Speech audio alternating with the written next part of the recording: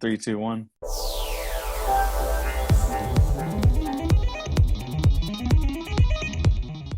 Hello, everyone. Welcome back to another episode of the Waffle Press Hangouts. Although now we're going to try out a new thing. We're going to do the Monday morning movie show or Sunday morning movie show. It'll be one of those morning movie shows. We're going to do this at the beginning of every week. So it's either Sunday or Monday, depending on what else we have coming out during the week. We will introduce the week with a new topic like we do in the Hangouts. This will just be us recording in the early morning and totally not in the afternoon just to upload early the following morning. I'm your host, Diego Crespo. With me today is my co-host, Universa. Hello, I'm also here from Screen talking to you. Yeah, Like, lots of screen hangouts, which is fine. yeah, It's fun, I miss the outdoors, but this is safer, and definitely yeah. won't be going into a theater to see Tenet because I'm not Tom Cruise and Invincible, and because we are still in the middle of a pandemic. So this episode, as you've noticed from the title, I'm sure Gene and I will be discussing our favorite, or at least favorite to favorite, Christopher Nolan film. So this is the big ranked list that we haven't really done in a while on this podcast, but we also want to, say that we are very excited for Tenet. I think it's safe to say it was our most anticipated of the year, It right, Gene? was, yeah, Yeah. yeah, And and some parallel universe probably watching it safely. yeah, safely. That's the key word there. And it is not safe to do so in the United States at the very least yet. So we might check it out at a drive-in theater. We'll wave to each other from our cars if that happens, but we won't be doing it in a theater, and quite frankly are encouraging a lot of you out there not to either because it's not safe. So without further Yeah, ado, let's just get into the list. This is top 10 Christopher Nolan films, least favorite to favorite. Gene and I will both list off our number 10, and then one of us will talk about it. And then 9, one of us will talk about it, etc., vice versa, yada, yada, yada. We're going to make it up as we go, and we're going to list off or read out some of the tweet responses we got because I asked people what their favorite and least favorite Christopher Nolan films were. And also on Instagram, which we got one response there. So thank you, go Tina. But my number 10 is Following. Gene, what is your number 10? I would go with the darn it, Insomnia. I forgot the title for like 1 second. Yeah, I would probably go with Insomnia. Do you want to talk Um, about that? you Because want me no. to elaborate? Yeah. Yeah. Okay, so one of us will elaborate on our picks. So you will go this time. I'll go for the next one.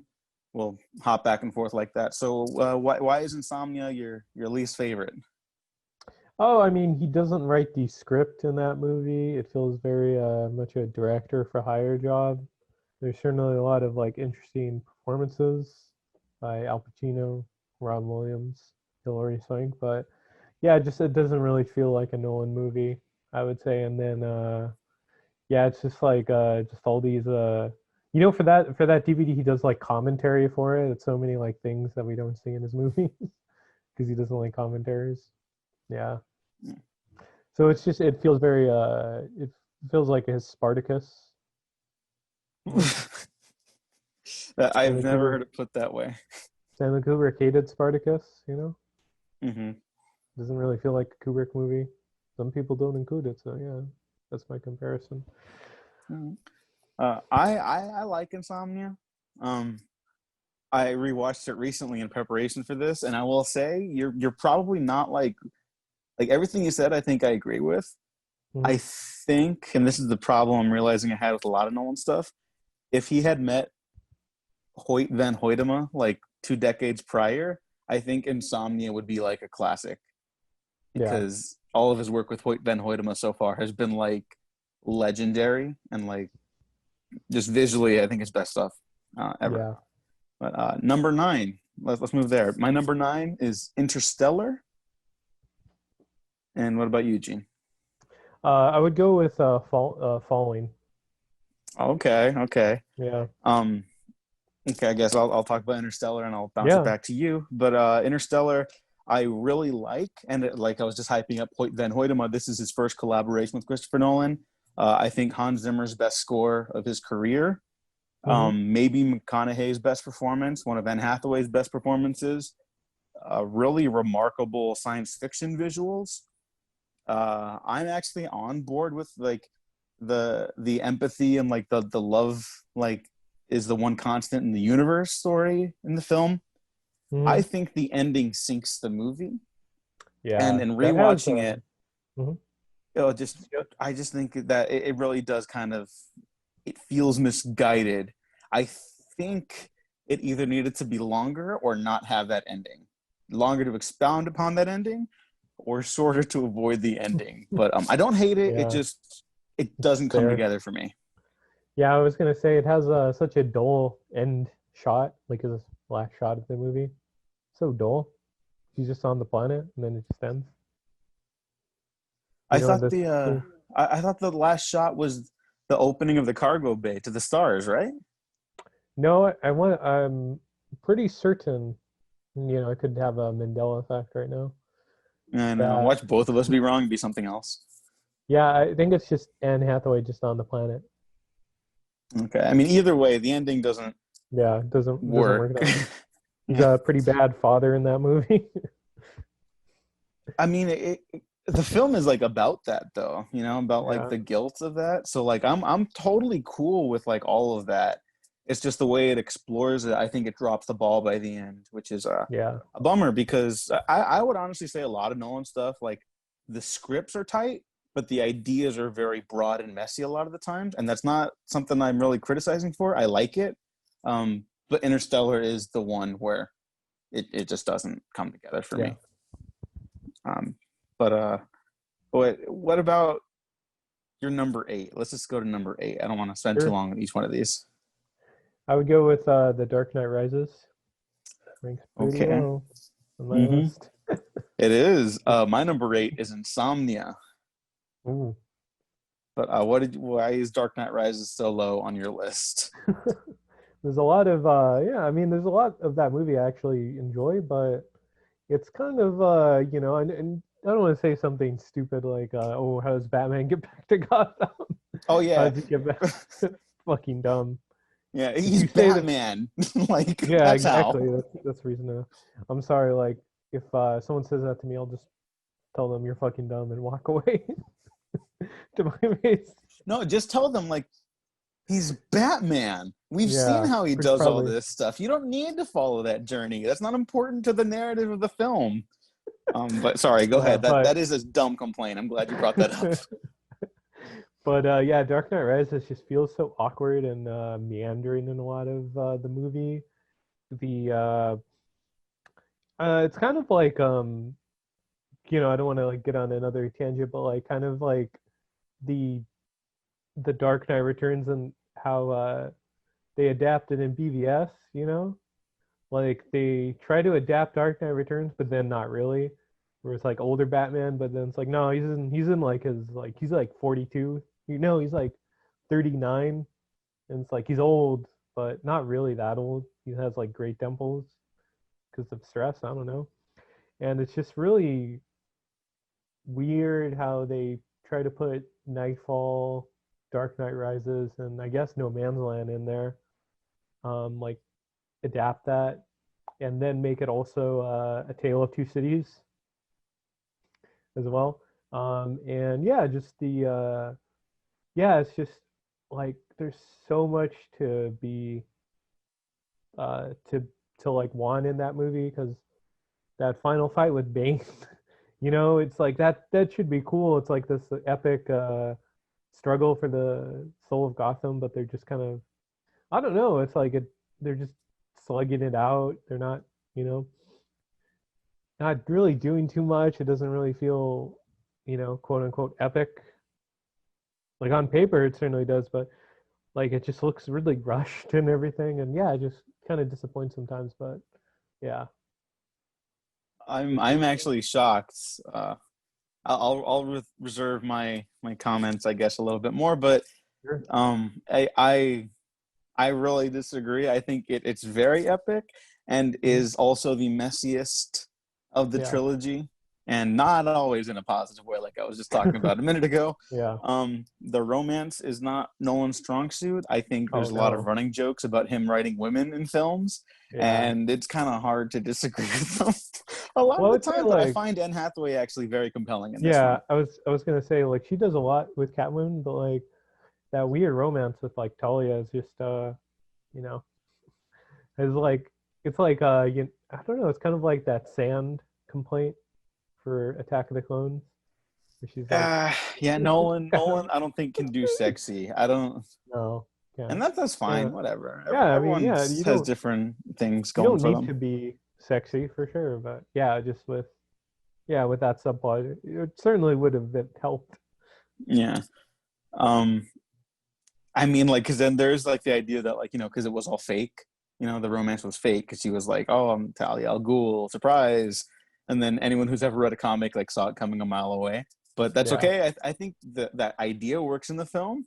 The execution is a little weird, and her death scene is like notoriously like it might be the worst scene Nolan's ever done. I'm sorry. It's that yeah. one's like genuinely like, ooh, That that you left reminds that me in of there. That's the take. yeah, that reminds me kind of Endgame with Tony's death scene. They're all kind of like Oh moving no, each other. I would say Endgames is worse because that one Yeah, had 10 years of buildup and that's what they delivered us. But sorry, you're right. Tangents. No, no, no.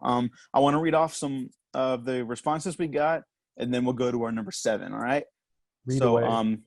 from Richard Newby, friend of the show, his rank is Inception, The Dark Knight, Interstellar, Prestige, Dark Knight Rises, Memento, Dunkirk, Batman Begins, Insomnia, and then Following. Now that was from best to worst. So for the Yeah, rest of these, I'm just gonna do like a couple, not yeah. not not all of them. There were Um, so many. yeah, thank you for everyone who responded because we got a lot of responses. Marcelo J. Pico, all his top 5, I'll say, uh, from best to worst: Inception, Memento, The Dark Knight, Dunkirk, and Dark Knight Rises. So take that, Gene. um, moving on to our number 7. What is your number 7, Gene? My number 7 would be Interstellar. All right, my number 7 is The Prestige. Mm, I want to make it clear that from this point on, I basically do love all of these. yeah, And this is probably Nolan's most Nolan film. Like, if you look at like what the film is like, literally having the characters explain, it's his whole like ethos of filmmaking. Like the magic tricks he's pulling on the audience and what he wants to achieve through them. I mhm, think this is like his kind of like his thesis statement movie. It's not my yeah. favorite, and I just happen to love the other stuff more. Um, but it also has David Bowie as Yeah, uh, that's Nikola such a Tesla. yeah, terrific casting. Yeah, like that might make it objectively the best one. It's just not my favorite. Yeah, David Bowie makes everything better. Yeah, He did R.I.P. King. RP, made Blade Yeah. Runner 2049. That's like Better. the one thing I'd want to use the face swap app The for. face of yeah. Why hasn't someone done that? Like, why hasn't someone done like something legitimately good with a face swap app? They just do cringy bullshit. I know, I know, I know. All right, should we move on to number 6 then? Yeah. All right, number 6. My number 6 is Memento. Mm. It's interesting. I'll go with Dunkirk. Ooh, okay. Yeah. You want to talk about that a little bit?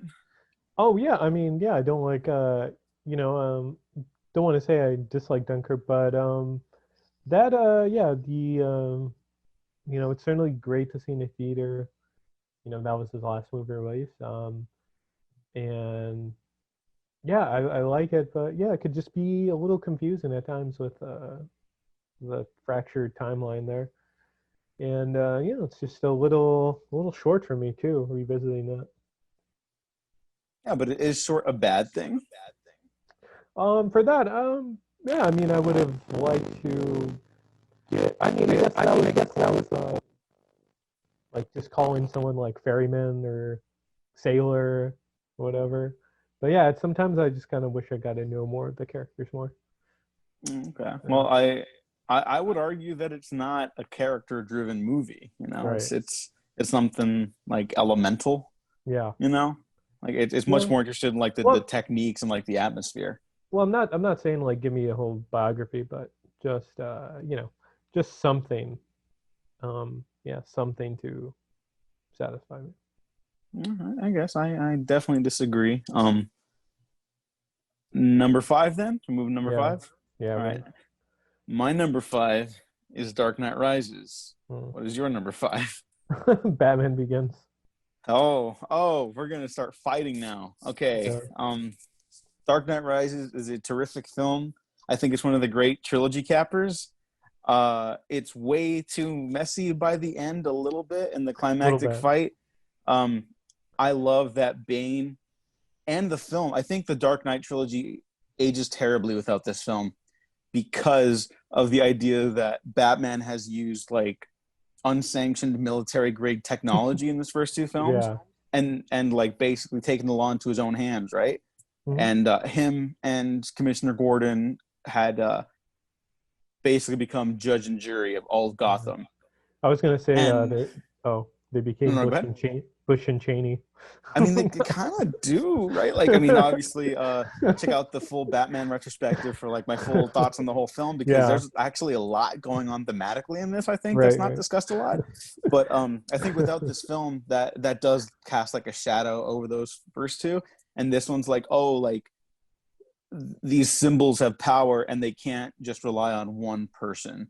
Like, it's literally about Batman giving his own symbol to the people who need it most. He cannot be that determining factor. And so I just like that. All the complaints I have about the movie completely wash away because I think it totally nails that.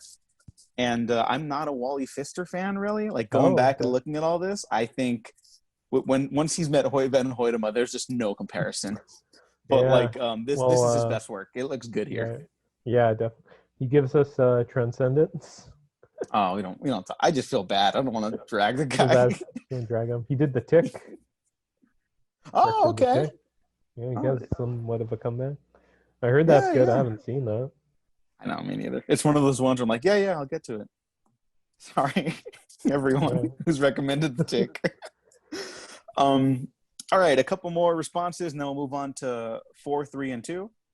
At Movie KL, Inception, The Dark Knight, Memento, Dunkirk, and Batman Begins. That's again in order from 1 to 5. At Logan Kinney, Memento, The Prestige, Batman Begins, The Dark Knight, Interstellar. At Film Buff, working on a rewatch as we speak, but this is where I'm at for now. We'll probably post an update in a week or so. The Dark Knight, Interstellar, The Dark Knight Rises, and The Prestige. And I'll do one more from at Good Hunter Abbey. The Prestige, Dunkirk, Interstellar, Inception, and The Dark Knight. And now, Gene, you're number 4. Go with the Prestige for 4. Nice. Yeah. My number 4 is Dunkirk. What do you think about The Prestige? Yeah, the Prestige is, I don't know, kind of an underrated film of his. It just kind of snuck in there. I didn't see it when it came out in the theater. Discovered it through rental, and just the it came out at the same time as that movie, like The Illusionist. I'm not sure if you remember that. I do remember that. So it just kind of I just remember those two movies. But yeah, The Prestige actually people remember, and yeah, it just has so many like unusual things in his films. In his film that you don't see in other films. Excuse me, and yeah, all you everything you said about the magician's tricks that adds such a dimension. But yeah, just all the just unexpected actors like Andy Serkis and David Bowie. Yeah, add a lot to that movie. Rebecca Hall. It's has a lot of nuance to it. Wish I got to elaborate on Batman Begins more, but Oh, too much sorry. more to say about the Prestige.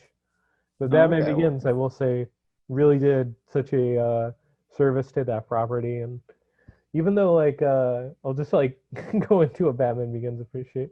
It gets so yeah, go much, ahead. I'm gonna get there yeah, eventually. it gets so much right about the character that was kind of missing in the Byrne movies and Schumacher. Not to say those are bad, but yeah, just things that I wanted to see in a Batman movie. Just they finally did it, and I felt so happy seeing that. Like his, backstory and training, certainly his morality. Yeah, really like that. Batman Yeah, Begins. yeah. We've had various disagreements and fun disagreements and fun conversations about like whether or not the adaptation of Batman, what ways to go, and like yada yada yada, right? But I Yeah, think it's safe to say like the stuff you're bringing up, what Batman Begins does, we could both agree it's just like, yeah, the stuff that we recognize as the character, it did right, them, right. whereas other ones not so much. They just kind of took like the cape stuff Yeah, and then made their own story. And like we've said lots of positive things about other iterations too, but there's a reason why this became like the Batman series for a lot of people. right. Well, I was also gonna say too, it's such an interesting idea to like it, to have. It's like, what if Batman was real? Because like the whole thing of that character. Well, I guess he's the most realistic character. Some people say, but really he's unrealistic. Um, Yeah. but the whole point of Batman is he's not real and he can do all this stuff. But yeah, just to see like if he was real, it's like if you want to think about it logically and adding the suspension of belief, how would he do this? Because I'm not sure if you ever heard of this one comic. It's called Batman Earth One No. What's by that Jeff one? Johns, who has certainly a lot of problems to him lately, which is another discussion. But the whole idea is just basically Batman Begins, but it's like if Batman was real, it's like, yeah, he would suck. Like he would just be terrible. And it's like, well, okay, like it's not really like compelling or like it's kind of I don't really want to read this. It's not very good. See, I think that's a compelling idea, but don't do that with Batman because at that Yeah. point it stops being Batman. Yeah, That's it's like yeah, just exactly. do it with another fictional character. Make something else up. That's cool Yeah. too. Yeah, yeah. So don't read Batman Earth One. It's just terrible. All Terrible right. comic. And no disrespect to the great Jim Lee, but I will also say I disagree with him because recently I think he said like, oh, Batman's an underdog, and it's like Oh when yeah, he's fighting against like a god, yeah, maybe, God. but like Right. I, no, Yeah, he's a billionaire. yeah, No I think one's an underdog if they're a billionaire. yeah, I needed to add it a lot more context to Yeah, it. yeah. His heart's in the right place. I don't want to. I just your comments reminded me of that. I heard that this week, and I was like, that's a little silly. But all right, that was our number fours, right? Yeah. Okay, number three, The Dark Knight, Mm. and your number three is. All right. Yeah, number three would be Memento. Since we're a little closer to the end game already, I think we could both kind of chime in on our stuff right now. Sure. So why Memento, and then I'll talk a little bit about Dark Knight because I imagine that's going to come up again very soon. Yeah, of course. Yeah, Memento I feel is such a unique film of his and just a unique film in general in story and structure, and it really works backwards and forwards, which I guess hey, we'll see with Tenet, who knows. Whenever we fucking see that. But yeah, Memento is such a well-written movie. All the all the aspects of this filmmaking that you really enjoy, you start to see here, um, and it's it's so well crafted, and can't get enough of Joe Pantoliano. Oh He's yeah, great. Joey Pants. Yeah, Hell yeah. so put that out there. Um, you know what? I'll hold off on my thoughts for The Dark Knight, and I'll talk about it when you bring it up because I'm pretty sure that's soon. Yeah, And I'll just say my piece, Memento. I had it at number 6, just a reminder, and I'll post our lists up in the YouTube description as well. But I like Memento a lot. mm-hmm. I don't even think there's anything like to really criticize about it. It's just one of those movies where I've seen it enough times where I'm like, I've got everything out of it for right now. Right. Kind of like Reservoir Dogs or something like that too, where it's Yeah, like this is a great movie. This is really well made. I probably don't need to revisit it for a while. Like yeah.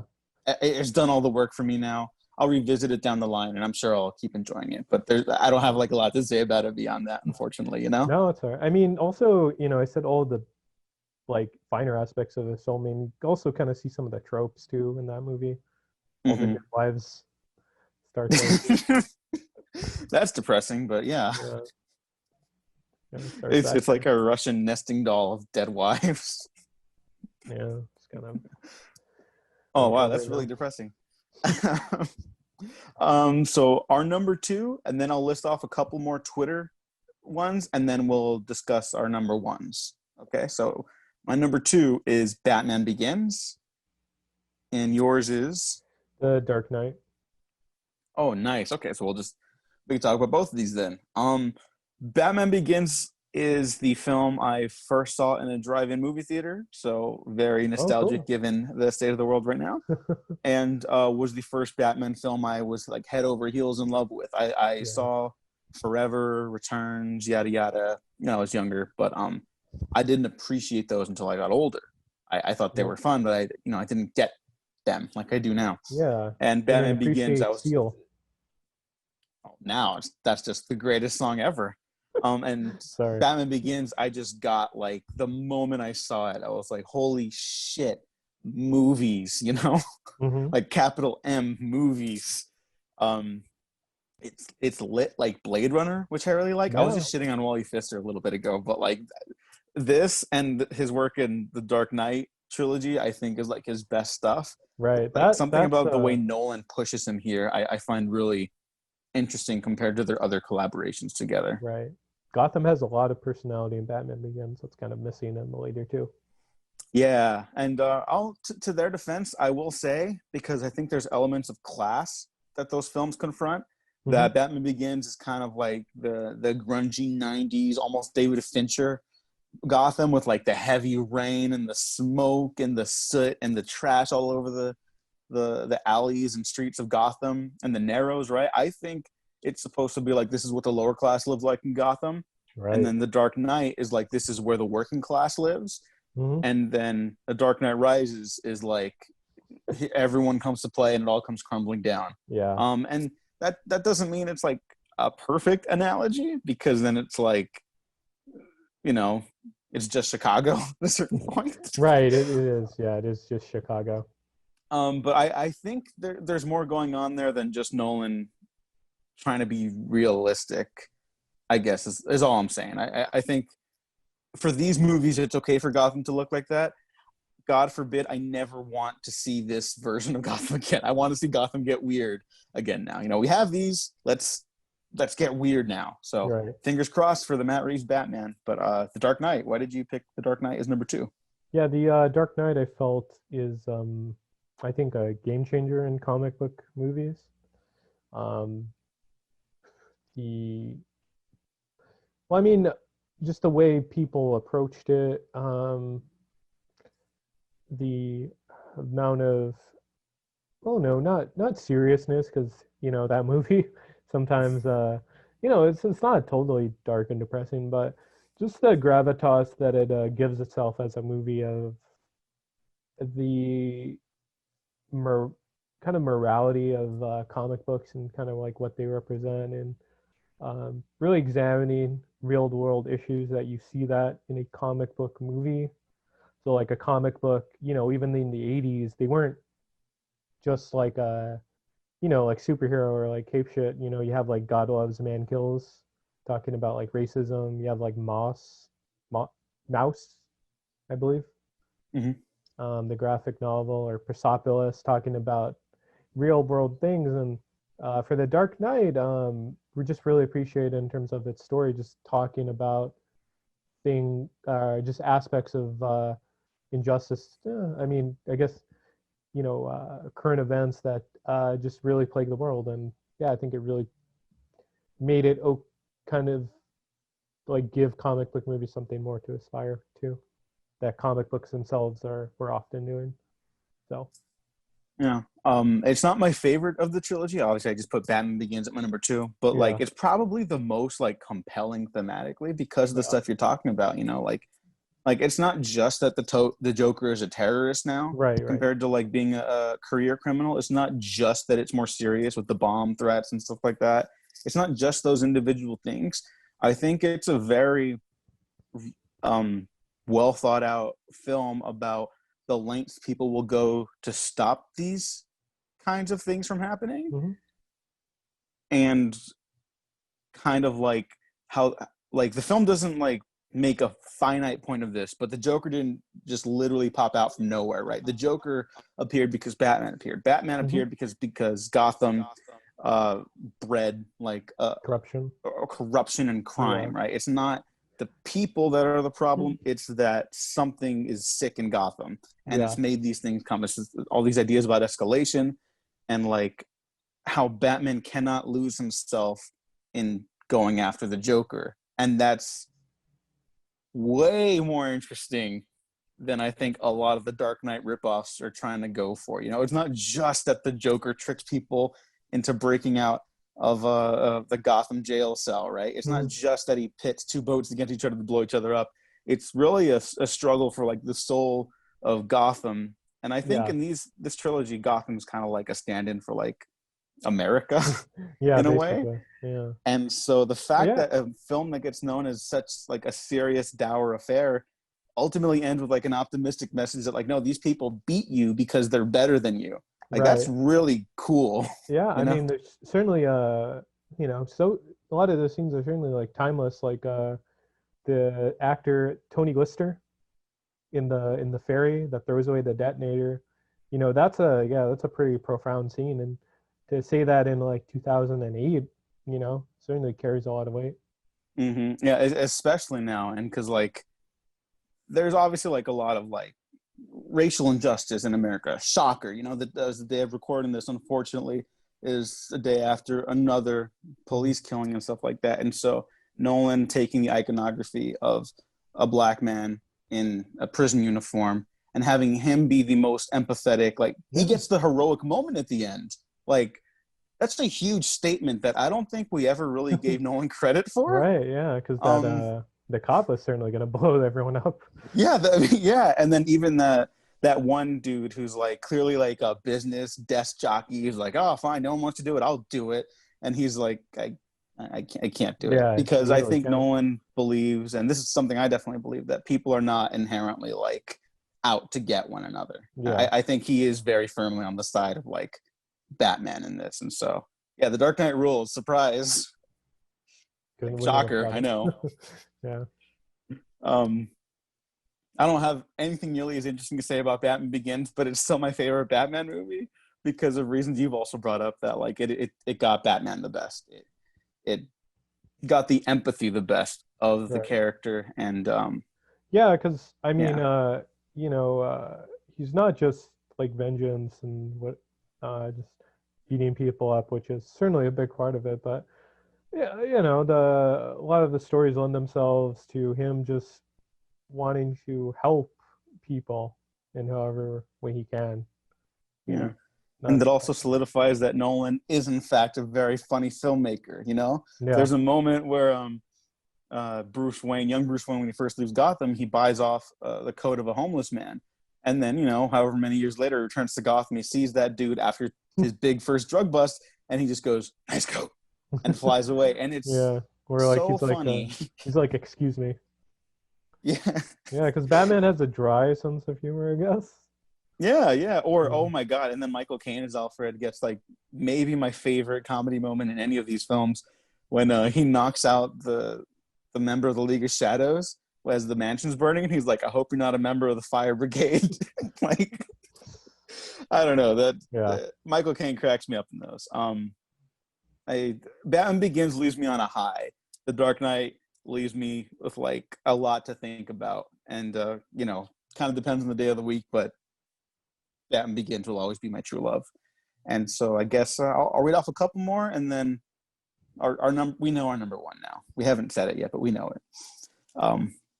At Billy Jarrett, Insomnia, The Dark Knight, Dunkirk, Batman Begins, and Dark Knight Rises. I like the Dark Knight Rises love in this. Thank you, everyone. Dawson E. Joyce, Interstellar, Dunkirk, Memento, Insomnia, and Inception. And B. Swaff, Brandy Swafford, or Brandon Swafford. Why'd you change your name to Brandy, Brandon? Anyway, so friend of the show, of course. Memento, Dark Knight, Batman Begins, Inception, and The Prestige. And let's see what else we got. I'll do one more. At the Manish 89, Inception, Dunkirk, Interstellar, Batman Begins, and The Prestige. So thank you, everyone, for participating in this. There's a lot more of you, and sorry I couldn't get to all of you, but that makes me happy that I can't get to all of you. Yeah, thank you. Yeah, all right. So number one, should we just say it at the same time, Gene? Sure. Yeah. All right. 3, 2, 1. Inception. Yeah. This is one of the best movies ever made. That's not controversial to say. I gave it away. If you're watching this on YouTube, like what my number one is, with my background right here. Mm-hmm. It's the the Paris dream sequence. Yeah, Um, accepting the idea in their head. yeah, there you go. I incepted you guys. Gene, why is Inception your number one? The just the filmmaking that went into that movie is just really like amazing to read about. All the techniques that they use, the stairway fight, they're kind of using techniques from 2001: A Space Odyssey to do that, like they did, and you know, a lot of the space sequences. When they're at the cafe and those things pop open, they're using like air pressure, and yeah, it's such a really solid piece of filmmaking and storytelling, and the script. It just really is subversive and just yeah, it's just that ending just still leaves you hanging. I mean, you could probably figure it out by now, but just a lot to think about after coming out of that theater for the first time. It didn't leave you confused. I mean, you got it, but yeah, it was just a lot to digest. Yeah, it's a very dense film, but I'm glad you said not confusing because I think people see it and they kind of get a little overwhelmed by the information because it is a lot of information. A I think lot. that's okay to say, Like the Matrix, yeah. Yeah, like The Matrix is a very overwhelming movie, and that's another one that also just one of the best movies ever made. Not controversial to say at all, I don't Oh think. no. I can't wait for Matrix 4. Yeah. But Yeah, get back to filming that. I know, but I want everyone involved with that to be safe. So Yeah, I hope I don't care if so. it takes them 5 years. I will wait. I want them all to Gotta be okay. protect those precious people. Yeah, protect Lana Wachowski, Lily Wachowski too, but I don't think she's co-directing this time. Yeah, no, she's not. Yeah, I think she just did the story. Oh, okay. Well, Yeah. God bless both those sisters then. But Inception, which also kind of owes a lot to The Matrix, if we're just talking about like kind of the way they introduce the world, I think to the audience, it's a little similar. I've seen criticism that it's the same movie. It's really not at all. The Matrix is about self-actualization and identity. Inception is about a man who needs to let go of his pain and his dead wife. I know, we all know.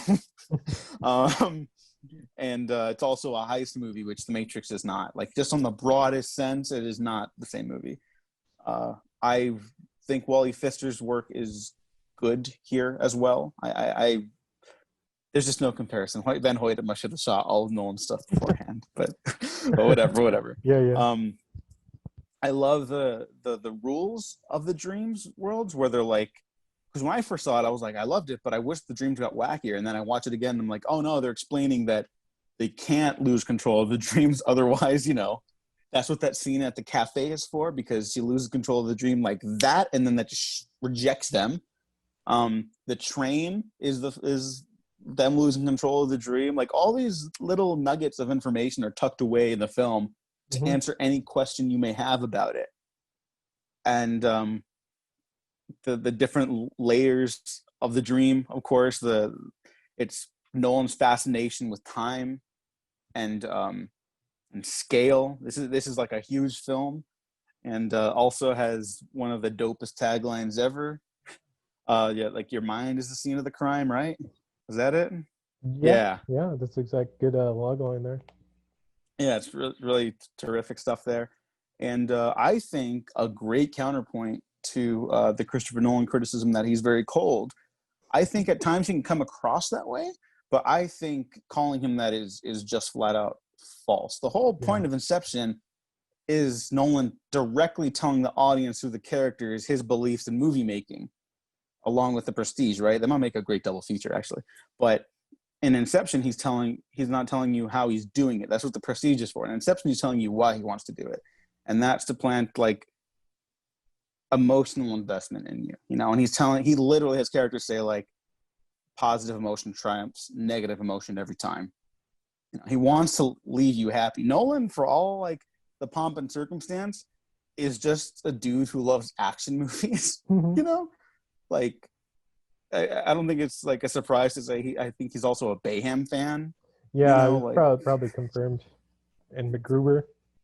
And MacGruber, yeah, who doesn't love MacGruber? If you don't like MacGruber, like I don't know how we're gonna get along. I know. There's a new MacGruber series. I know he should direct an episode. Wouldn't that be perfect? Yeah. Yeah, he could do funny. He could do funny. This movie is funny too. Not a lot of people bring this up anymore, but like Tom Hardy and Joseph Gordon-Levitt's characters kind of have like this fun banter Mm-hmm. back and forth. And I think back in the Tumblr days, there was a lot of like slash fiction about them. Not my cup of tea, but like I just thought that was like that really goes to show just how deep the fandom went for this movie. And it's just not something you see a lot nowadays. And it's kind of amazing that this is only like Nolan's like fifth movie at that point, like sixth movie, Mm-hmm. right? So it's huge. It's one of the biggest movies ever made, and it's just terrific. I love it with all my heart, and I hope there's never a sequel. I hope not. I guess there could be, but it's such a perfect beast of a movie that I don't even know how you touch it. I don't think Nolan will ever top it for me, and that's totally fine because you don't need to. This is it. This is the Christopher Nolan movie for me. I think that's all I have to say about Inception, Gene. What about you? No, I'll completely agree. All right. I What about Doodlebug? Have you seen Yeah, Doodlebug? I like Doodlebug. It's cute. It's nice. Yeah, it's Yeah, cute. to do I that like in it. the '90s, I guess. Yeah, I think he did it like a couple years before Following. Yeah, We didn't it's talk kind about of Following really. no, not really. I really excuse me. Mhm. I'm yawning. I really It's enjoyed okay. that. I really enjoyed that because as an independent filmmaker, I think he did a really good job. Like he probably had like £1,000. I don't know. He had nothing, no money to make a functioning movie like that. Good for him. I think the budget is officially listed at like $6,000, like a Yeah, U.S. American dollars, and I don't know what that is in pounds. I barely pass math. Don't ask me things. yeah, But yeah, that's incredible that he mounted that production, and it looks like a legit movie. It does not look cheap. He shot it on like the black and white 16 millimeter film stock, and it looks really good. I love. I mean, he's a cinematographer for it as well because when you have that low budget, you just kind of have to do whatever you can to yeah, get it made. yeah. Um, I appreciate it more than I enjoy it. I think it's funny that it's my least favorite of his, almost specifically because the lead actor who plays Cobb, or I guess the co-lead who plays Cobb, is like I do not think he was good. I mean, it's a low budget film, so I don't Yeah, want to be hard, like right, right. there's different qualities of life basically. And then Inception, which also stars an actor playing someone named Cobb, is my favorite. So it's like, oh, I got Nolan full circle there. Mhm. Um, Everyone watch Doodlebug. That's the message I want to leave off with today. Yeah. I was gonna say the Quay brothers documentary is okay. Did a documentary on the puppeteers. Oh, okay. Should I watch it? Is it on Yeah. YouTube? I don't know if it's on YouTube. I just know it was on a DVD with their things. Could try to track it down on Amazon. I don't know. Mm, I'm not made of money, but Yeah. maybe we'll see. We'll see. We'll see. But yeah, that is our ranked listing of the Christopher Nolan films. I think that was pretty fun, Dean. Thank you for joining me today. Yeah. Where can the people find you? Find me on Twitter and Instagram, G9892. And you can follow me at the Diego Crespo on Twitter. Check out the Waffle Press on YouTube, SoundCloud, Spotify, iTunes, and Patreon, where you're listening to this episode early if you're on there already. And you will probably get, well, this will be released like a week from the day of recording. And I believe you'll be getting a little sneak peek of the Avatar retrospective. So stay tuned for that. That's Oh, yeah. exciting. There you go. So thank you so much for listening. Thanks for watching. Stay safe out there. We have been professionally unprofessional.